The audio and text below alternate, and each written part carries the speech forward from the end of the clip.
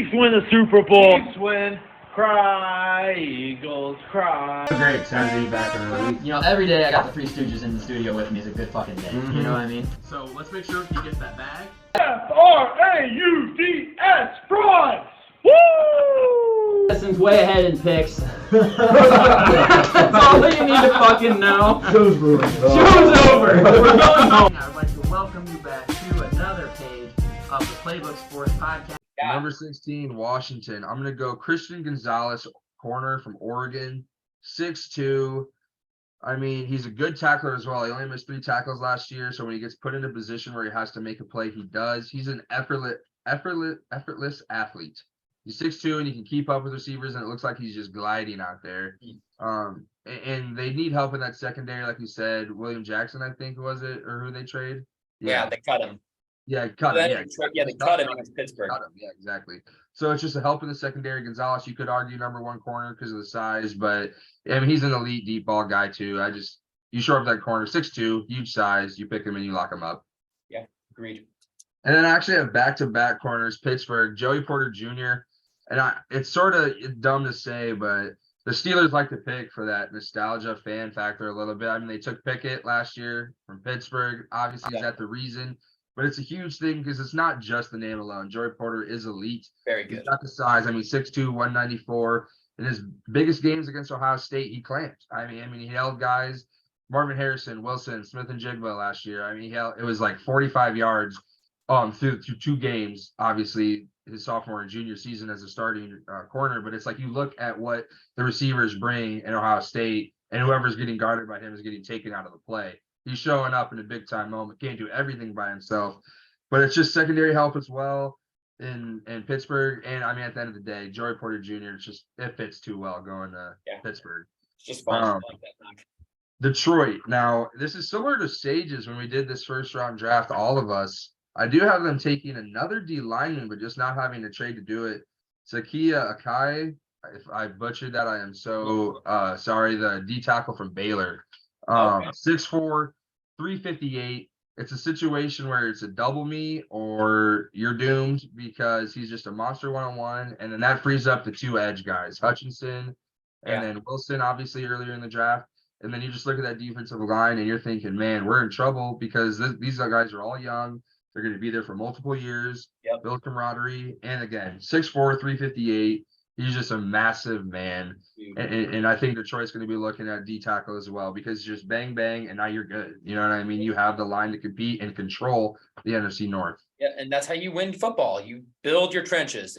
Nobody loves it because it's not sexy. But, man, if you have a good O-line, good D-line, everything else finds a way to work out. It just does. Yep, no, definitely. And I just think it's going to be too much to not take him. I think they're just going to be looking D-line, and I love Akia. Again, if I'm butchering the name, I feel terrible. Yeah.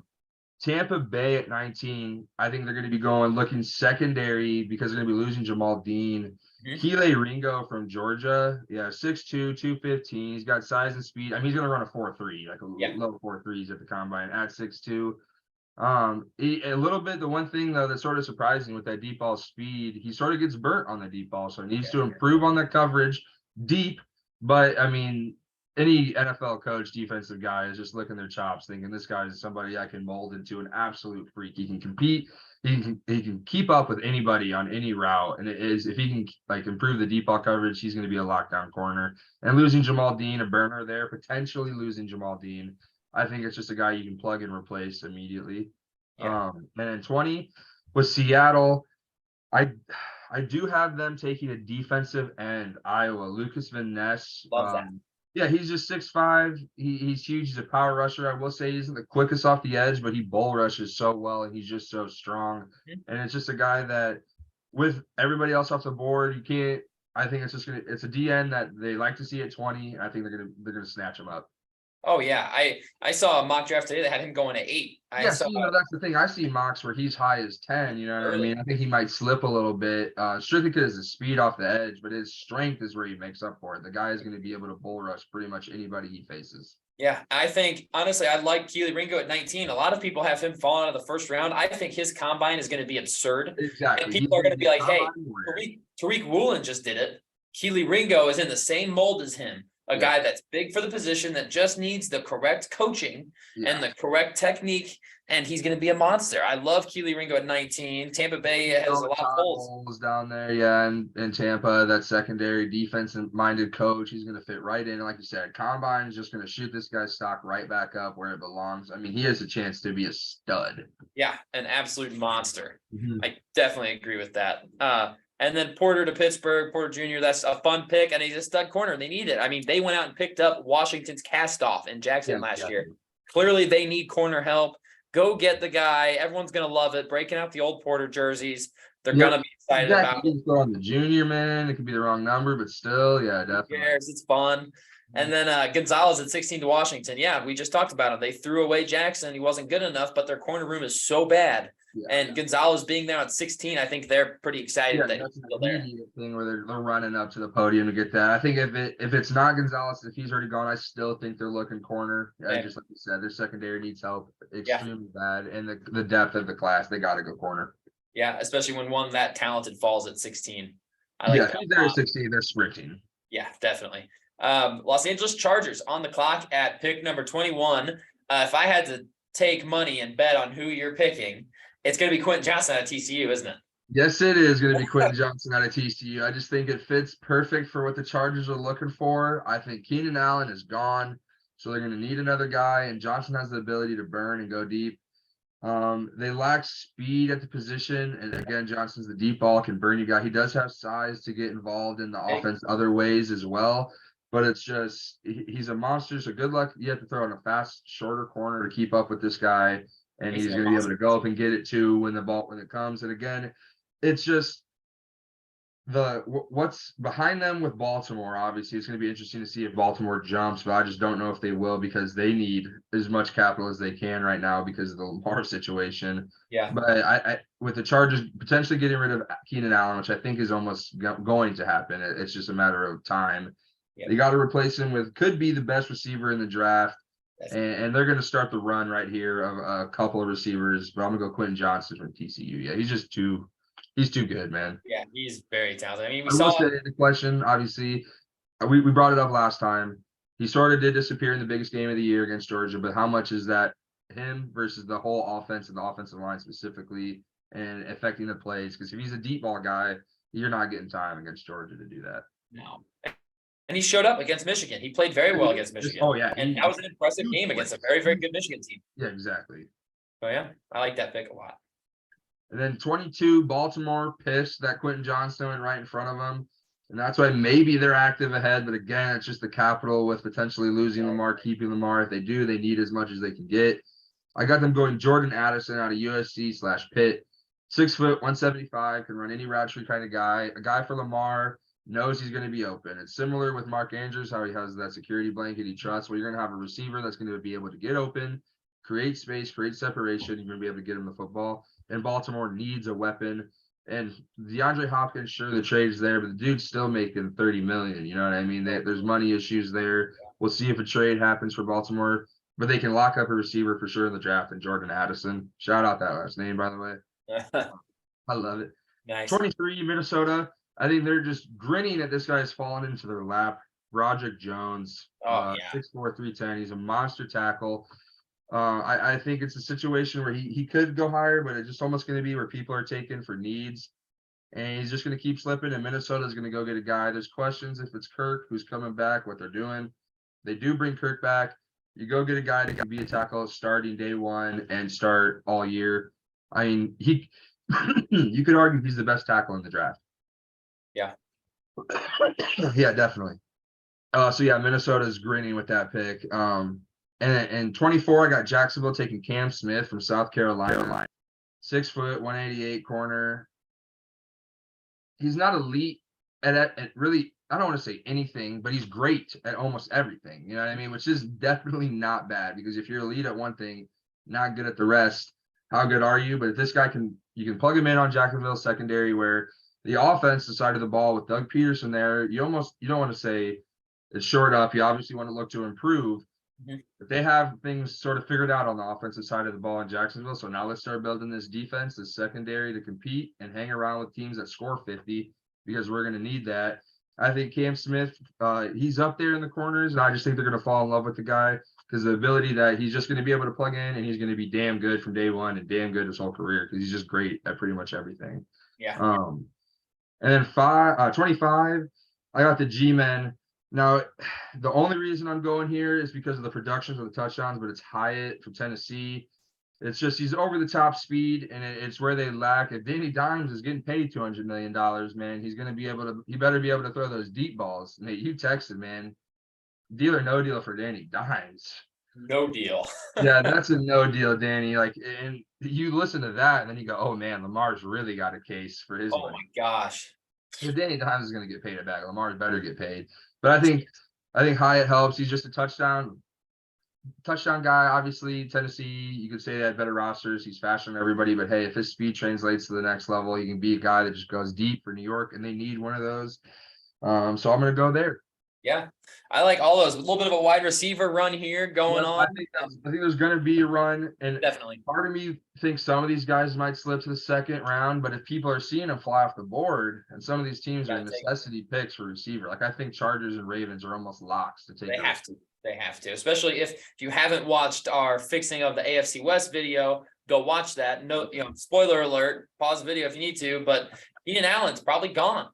And so that leaves you an injury-prone Mike Williams and Palmer, and then Austin Eckler, who already caught. He catches 100 balls a year. The dude can't hold up forever.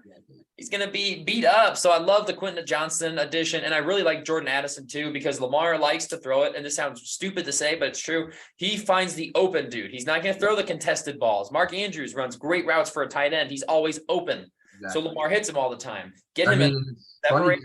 Yeah, you bring up Lamar thing, and it's like Hollywood Brown would get open, and he's just dropping these balls. It's not like Lamar's throwing contested passes to this guy. Like they shipped him out of town because he's dropping the couple deep balls Lamar throws. Yeah. And Jordan Addison's an excellent separator with great hands. I love that. Broderick Jones falling to 23 is Minnesota's dream scenario. Scenario, man. Like again, like I said, he could really be the best tackle in the draft. I mean, just straight up. But I just looking around. I mean, you think like maybe Detroit, but it's like they've got both sides of that line already shored up. So it's like teams just keep falling, and Minnesota is going to be grinning. It's going to be that Justin Jefferson pick where they're all screaming and get it put high-fiving each other when they get the chance to take him. Yeah. And then Cam Smith, very good corner, technically sound. He's not as flashy as the guys ahead of him, but he is a rock solid, very steady corner. I like that pick for Jacksonville, who doesn't need to touch the offensive side of the ball. Yeah. So they have a luxury of to the receiver room already. Ingram, we'll see what they do there. But even if they lose him, maybe they add a tight end late. But if they don't, it's like they have weapons galore. They're good on the offensive side. Yeah, offense is fine, and Cam Smith is a very good corner, definitely a first-round pick, and he falls into their lap. I'll say Jacksonville probably wishes Jones would fall one more. You know what I mean? That's what I was thinking. Was if Jones didn't go at 23, he's definitely going at 24. Yeah, 24, definitely. But I like Smith too. I think that's a fine pick. And then Hyatt, a lot of people will consider that a reach, but with the run on receivers, it's now or never. Yeah, exactly. I'm talking to guys, Zay Flowers, obviously, but he's sort of rising, and there's other guys, Josh Downs, and there's Nathaniel Dell, I think his name is. But there's a couple guys there, but I think the Hyatt speed puts him over the top with his size as well, because he's not that small. No, and Hyatt was fantastic for Tennessee. I really like that pick a lot too. Yeah, and the Giants would be thrilled. And if they're going to pay Daniel Jones, give him a 5-year, $200 million deal, which is absolutely absurd to me. He wants 45 a year. If I'm in the NFC East, I am praying the Giants do that. Yes, do it. Give him all that money and screw yourself. Yeah, because if again, not that he's been terrible, but this is his first year of success. I mean, his first year, and at the end of the day, they weren't that great. No. They got absolutely washed out of the playoffs by Philly. They beat up a very overachieving team. They played close in the regular season. It came down to a field goal. It's like you could see that coming down to being close in the playoffs, and they sort of dominated the game. But when they played real competition, aka their division, they get absolutely bodied. Yeah. And so then they get him, maybe get their franchise quarterback a weapon in Jalen Hyatt. I like that a lot. And Saquon could be walking too, so maybe they look running back. I'm sure you have a running back going in the next few picks here, probably to Buffalo, which makes me sad. Makes me very sad. We'll see. But let's keep going. Pick number 26, and just go ahead and finish her out for us. Just go 26. Yeah, 26. And man, you're happy because I got Bijan Robinson going to Dallas, and I think it's because I love that pick. Position. with Tony Pollard and Dalton Schultz. Yep. You have the franchise tag, and in my mind, I'm putting that on Schultz, no doubt. He's one of Dak's go-to guys, and Pollard's coming off the leg injury, the broken leg. I'm not saying he's going to lose a step, but coming back from an injury, there's questions. You've already paid one running back. You're going to pay both guys. You're definitely cutting him. You have Zeke's going to Robinson, get who's cut. a elite running back, come in, can play the role of Pollard, Yep. be the guy, have Zeke be the complimentary guy, and you keep Dak's tight end. So I think they go Robinson here. It's sort of a want pick as well for Dallas. Yeah. And in replacements of Pollard, who I Right. think they realize, man, this guy's a huge part of our offense, but now he got hurt. There's questions. Do we want to lose Schultz? Well, you got a running back right here that you can take, and, Yep. and you can put that room a little bit. Agreed. And now here, I don't know if you like this. I got Buffalo taking Zay Flowers. Okay. Yeah, BC. I got him. He's a slot guy. He can come in 5'10", not the biggest, but he does win contested catches. It was like 58% win rate in contested catches for a guy his size. You do like to see that, but plug and play underneath Stephon, go short routes, be our slot guy. I mean, Shakir White, there's questions, but you can plug in Flowers and be the guy immediately. And at this point, when you're picking for these teams, it's sort of what can we do just to put the cherry on top a little bit. And I think Flowers just is another element to that offense that Josh Allen could appreciate. Cincy, I got him taking Osiris, the guard from Florida, best guard in the class, potentially best lineman, most ready NFL lineman, I should say, because he's going to be plug and play day one. Yeah. I'm 6'5", pretty much 350. And again, it's just the fact that he's the most ready guy. I mean, he's been in Florida, good system, and he's just ready to go. I mean, he's huge. He's going to be a guy that you draft him day one. It helps Joe Burrow. You looked at what Kansas City was able to do, create a little bit of pressure. You look around, what can we do to help Joe Burrow? We could go get him a lineman that's going to be his guard for the next multiple years. Yeah. Yeah. On Osiris Torrance, just real fast. Sorry to jump in on this. But I love this. like his ranking before, like, okay, so first of all, in 1,501 pass blocking snaps in college, he allowed 0 sacks. That's insane. Insanity, man. That is Especially insane. Bridgerton back there for at least this year, a guy that extends plays. Right. And he was a 3-star recruit. He was ranked as the 145th best offensive tackle in his class, committed to Louisiana, switched to guard, and he's been insane at guard ever since. Yeah. I really like his story. I'm a big fan of Osiris Torrance, if you can't tell. He's a monster, man. I think Cincy will be very glad to help up Burrow with that offensive line. I mean, just get better, because I don't want to say that's the one reason they struggle, but Kansas City was able to create pressure against them. Yeah. And that helps that offensive line help Burrow stay healthy. Yep. Denver, I got to take a Nolan Smith edge rusher. It's just a replacement for Bradley Chubb. Doesn't New Orleans have this pick from the Sean Payton trade? Oh yeah, it is Sean. It is New Orleans. Yeah, actually. So, I got New Orleans taking. Damn, that's on me since the trade. That's okay. I actually had Denver written down. But I'll have him still taking Nolan Smith. Still He's a great big pick. man. I like his size, 235. But that's on me though for the. That's on me for the trade there. Yeah, damn, I wrote that the Sean Payton trade. Yeah. Man, what do you think New Orleans would do here though? Try to throw you up, Scott.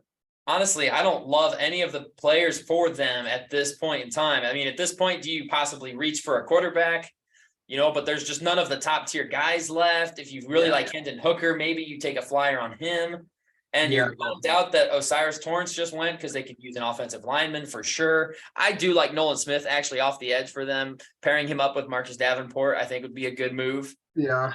New Orleans does like their DNs, man, but some of that front office has moved to Atlanta, like I said earlier. But man, that's on me. Oh, you're good. And there's not really many top tier wide receivers available. Oh, yeah, exactly. That's the thing. The receiver run just happened. Right.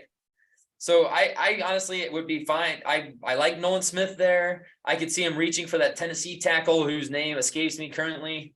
But there's several positions they could go, but Nolan Smith might be just best player available. Yeah, I just go BPA here at 29, and I like Smith. Philly at 30 here. I got them revamping that secondary again. Emmanuel Forbes. He's a big turnover creator. They're losing guys. Potentially Bradbury, CJ, both were able to create turnovers this year, and Forbes is a turnover creator. I want to say it was 14 hands-on balls. It was like 11 picks in his 2 years.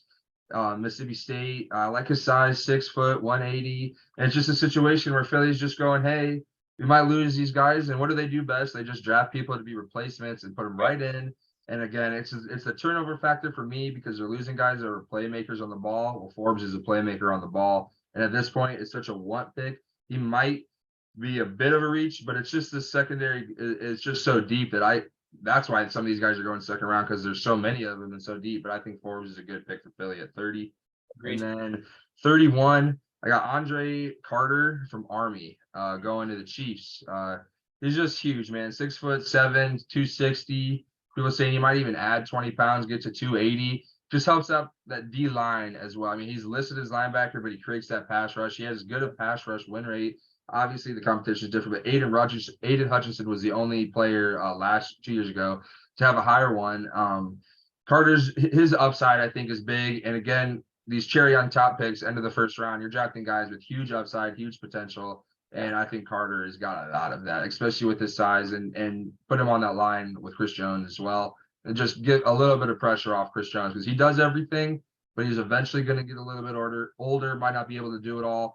And Kansas City, their offense is just so explosive. Mahomes, maybe they go receiver here if they're losing Juju, but I don't know, man. They could do it all with Mahomes, no matter who's out there. So let's go help that defense a little bit.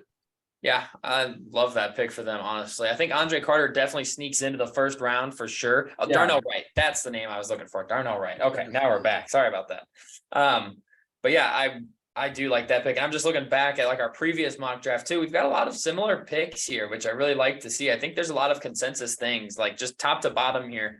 I don't know why Anthony Richardson just feels like a Carolina Panther already, but he does. It just feels right. He does, 100%. I don't know if it's because of Cam Newton and the mold that they kind of created with that pick, but man, he just seems like he could be really good for Carolina. So I love that pick. I like the controversy you set up at pick 1 with Indy taking Levis. I'll tell you right now, Bobby is crying in Kansas City. So pissed. So pissed. But I don't know what it is. I just really think it could be Levis. Yeah. It's everything. It's just the prototype build. They're going to fall in love with what could be versus what potentially they have right in front of them with Young or Stroud. More likely Young, but I think Levis is going to go 1, man. Yeah, I love that. I think my 2 favorite picks of this draft, which there are quite a lot. I really like your mock here. I think I really like the Brian Branch to Philadelphia pick. CJ is a free agent. And they're also losing James Bradbury, and Slay's getting a year older. They've got to shore up that secondary. And Brian Branch can play every position. Literally any position in the secondary. He's like Minka Fitzpatrick from a few years ago coming out. Like, plays safety, can play corner, doesn't matter. Put him out there, and he's going to be a difference maker. Yeah. I love that pick for them. And then I really like Devin Witherspoon to New England, as much as I hate it. Yeah. That's a perfect pick for them. I mean, one of their best corners this year, Jonathan Jones, was like, a 7th round rookie, a late rookie, maybe not 7th. But... Yeah, I would say the guy that plays on the offensive side of the ball is their best corner. Yeah. And they had, Jalen Mills, who's an old cast off from Philadelphia. It's like they need a stud, and Devin Witherspoon could be, the next Darrelle Revis type corner over there. Just a real freaking problem. Man. He deserves that. Yeah, I could see Witherspoon having not as good of a year as Sauce Gardner, but on that way, definitely. Yeah, I think that's a problem. I love Detroit's picks, Siaki Ika and Tyree Wilson. Tyree Wilson, I saw, again, Jeremiah's mock draft just came out, I think, yesterday, so that's the one most fresh in my mind. But he had him going before Will Anderson at 3. I saw that. He's old. But people are going to love the intangibles and the athletic attributes that he has, and they're going to say, you know what? We get this prospect fatigue where we talk about these certain prospects for 3 years of college, right? And then once the draft comes, we're like, oh, but there's this other guy. And that combine, like you said, Wilson comes into the combine. If he performs and put up freak athlete numbers, it's like, oh man, it's just they fall in love with the first thing of football related activity they do. He blows it out of the water. I mean, everyone's going to fall in love. Yeah, I think so too. And another pick I really like, I think Keely Ringo could even go higher than 19. I think people are kind of sleeping on him because he did put out some really bad tape this year. Yeah. But so did Derek Stingley the year before he got drafted. He went at 3. It's like, okay, but he could be this guy. He could be this good. Yeah, exactly. And so that's at 19, what you got to do with the draft. You can't draft for what you're thinking these guys might not pan out. You're obviously thinking these guys are going to pan out completely. Right. You look at their best tape most of the time when you draft them because you're like, okay, this is what they can do. I need to know what you're capable of doing. Yeah. I don't want to see the bad stuff. Coaches want to think I can coach the bad out. Yeah, but exactly. If I don't see the sparkle, if I don't see the shine on your tape, I don't know that you have that. I will never know if you have that, which is why Will Levis at 1 is definitely possible. Yeah. Because not this past season, it wasn't great, but the year before for Kentucky, he was very Exactly. solid. Will Levis, if Kentucky won 12 games, which is dumb to say, but he'd be the number one pick almost. You know what I mean? Just if He was Kentucky on a had an win team. elite season, Will Levis would be number one. No question. And I couldn't tell you, this is poor scouting on my part, I couldn't tell you a single Kentucky wide receiver. Yeah, I know, for real. But Bama just produces them. Ohio State has had the best receiving room in the nation for the last 3 years running. It's like these quarterbacks get a chance to throw to these dudes who are wide open, so they have these crazy numbers. But can Will Levis find the accuracy? Josh Allen sure did. I was going to say Josh Allen, but how much of that again are these guys open? Are there plays where he has to make throws, but these guys just aren't open? Yeah, definitely.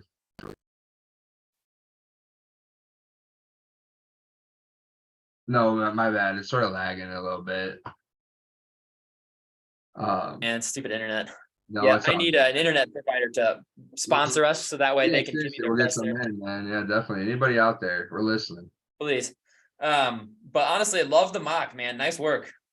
Yeah, that's on me though with that Denver pick. I just completely blanked on that. I was looking and I was like Denver, and then you're right, they totally traded that. And that's interesting with New Orleans. I mean, receivers definitely interesting because Michael Thomas, there's questions, you know what I mean? Go get Olave, another guy who eventually is going to come play quarterback. They're going to need weapons, but we'll obviously see what happens when that time comes. Right. I could see Jahmyr Gibbs, running back from Bama, going there if they get rid of Alvin Kamara, or if he walks. I don't know if he's a free agent. Out of trouble, man.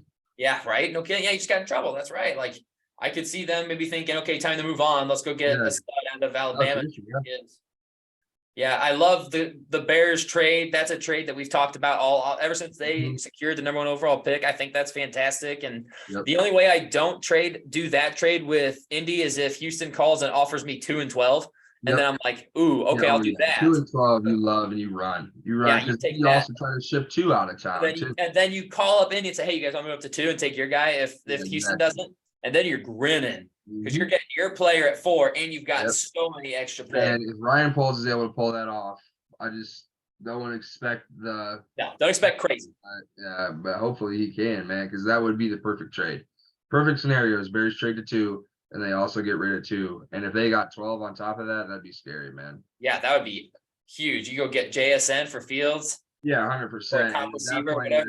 I'd even be okay with if we traded 2, it's to a team deeper in the draft or a situation where we don't even have a top 10 pick. I'd be willing to get rid of like Jalen Carter or Will Anderson, our pick at 4 or whatever would be at 2, if that meant we were able to pick up more capital as well. Yeah. I agree, man. Great mock draft, buddy. I'm excited to be in the draft. I can't wait. Just for those watching this one, stay tuned. We'll have coming out shortly. We'll have an NBA video coming to you guys from Addison and Colin. And then we're also going to have our fixing breakdown, baby. What'd you say? All-Star Weekends breakdown. Yes. Yeah, super excited about that. About Jericho Sims and his bum dunks. Hey, Mac McClung, dude, what a stud, McClung, baby. He was on fire. He was like minus 120, and I was like, oh, I'm gonna be cute, bet on Sims, like the value. And it's like, nah, McClung was obviously gonna win, man. McClung was the guy, yeah. And then we're gonna have our fixing AFC East video coming out a little later this week. We're gonna do 2 divisions a week. So we got the AFC East, and I think we're doing the AFC North also after that. Get the 4 AFC done, and then do the NFC teams. But that's all I've got. Ask anything else to add to your mock? Nothing, man. That's hopefully, again, like I said, I hope I got some accurate picks in there. And we'll obviously see come draft day, but I'm just so damn excited. I can't wait to keep pumping this stuff out. Yes, love it, love it. All right, well, that's all we've got for you guys today. Thanks for stopping by. Let us know what you think of Addison's mock draft down below. Tell us where he's a genius. Tell us where he's stupid. Let us know. We want to hear it all. And then hit that subscribe button. Our subscribers have been stagnant. Come on, hit that red button. Get notifications, baby. We love a little debate, love a little flame here and there. Yes, ton of fun for us. But thanks again for stopping by, and we'll see you in the next one. Peace.